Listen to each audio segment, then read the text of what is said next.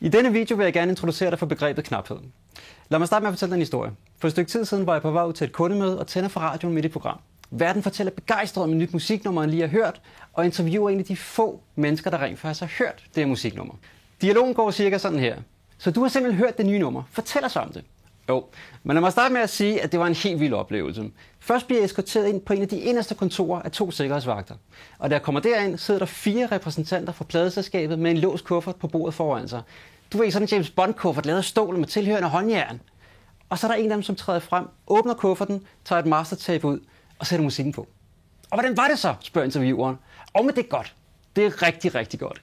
Indledende er rimelig stille og rolig, men når man først kommer frem til omkvædet, så bliver man fuldstændig blæst væk. Fuldstændig. Det er helt fantastisk.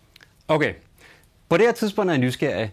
Rigtig nysgerrig. Så spil dog det nummer for pokker. Men det er ikke tilgængeligt endnu. Det rammer hylderne i morgen til intervieweren. Men jeg vil høre det nu. Lad os tage et skridt tilbage og se på, hvad der sker her. Vi taler om en musiknummer, som jeg ikke kan høre. Altså noget, der er mangel på. Et behov, der udelukkende er opstået, fordi jeg ikke kan få det. Jeg ved ikke engang, hvem musikerne er. Her er et tip til, hvordan du kan bruge knaphedsprincippet, når du booker møder. I stedet for at virke påtrængende og presse på for at få et møde, kan du stadig sige noget i retning af, vi skal ikke mødes bare for at mødes. Du er sikkert mindst lige så travlt som jeg har, og der er ingen grund til, at vi bruger tid på at tage et møde, hvis vi ikke kan hjælpe hinanden. På den måde får du vendt styrkeforholdet om, og pludselig positionerer dig selv som en rådgiver, i stedet for en pistolsælger, der bare skal have møder i bogen. Eller lad os sige, at du skal sælge et stykke software, som kræver forankring i forretningen for at blive taget i brug. Men IT vil ikke give dig adgang til beslutningstagerne. Der skal du seriøst overveje at sige nej tak til salget.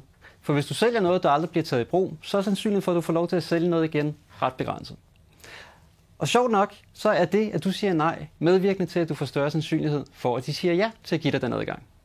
Nå ja, musiknummeret, nysgerrig, The Flood med Take That. Take That, ikke lige mit yndlingsband, men jeg vil stadig høre det.